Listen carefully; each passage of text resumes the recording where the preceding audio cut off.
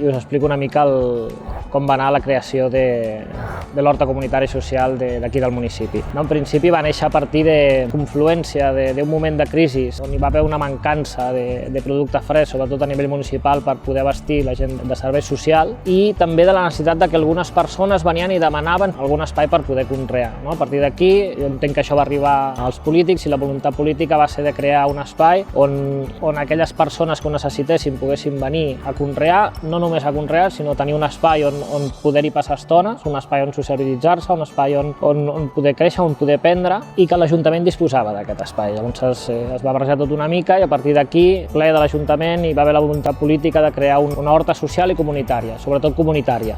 O sigui, un lloc on vingués molta gent diferent a participar d'un projecte comú. Per poder-ho fer bé vam fer un procés de participació, però el procés de participació la gent va acabar decidint que molt bé, hi hagués una part comunitària on tots hi participarien, però volien també la seva parcel·la. Llavors a partir d'aquí va haver això, hi ha les parcel·les de la gent que participa i després la comunitària, que és aquesta zona d'aquí.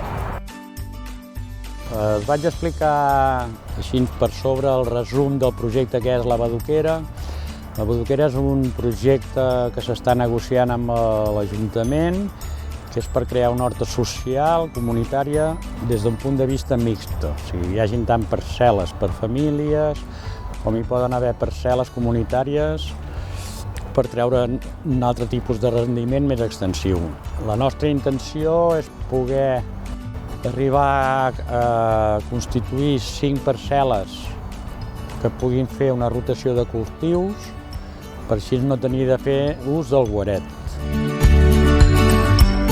El projecte contempla 3 vessants, la part d'horta ecològica, la part comunitària i després la part social. Són maneres de conrear totalment ecològiques, res de pesticides químics, tot molt natural. Està pensat per exemple, el tema de plagues, posar diferents arbres fruiters i que hi hagin esbarzers, que hi hagin diferents coses perquè sigui la mateixa natura. Per exemple, les marietes que n'hem vist són depredadors naturals de diferents tipus de plagues. Si tu diversifiques molt el tema de cultius, el tema d'arbres que hi hagin, el tema d'esbarzers, el que fas és que no una plaga pugui atacar sempre la mateixa planta.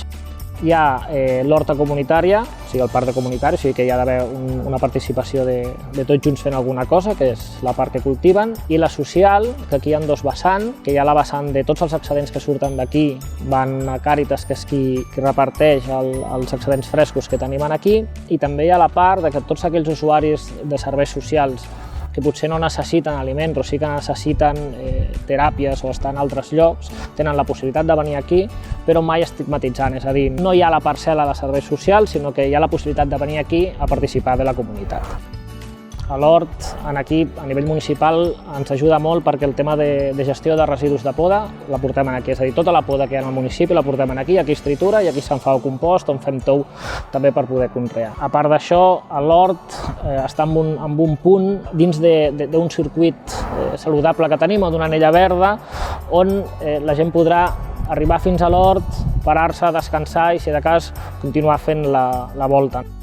I tenim també l'adaptació al clima.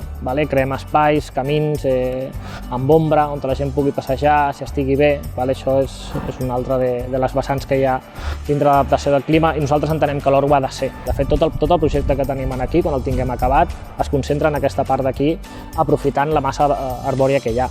Tot el que hem creat, de fet l'equip d'arquitectura que ho ha fet va entendre que aquí era la part del centre i que no calia fer moltes coses perquè els edificis eren als arbres.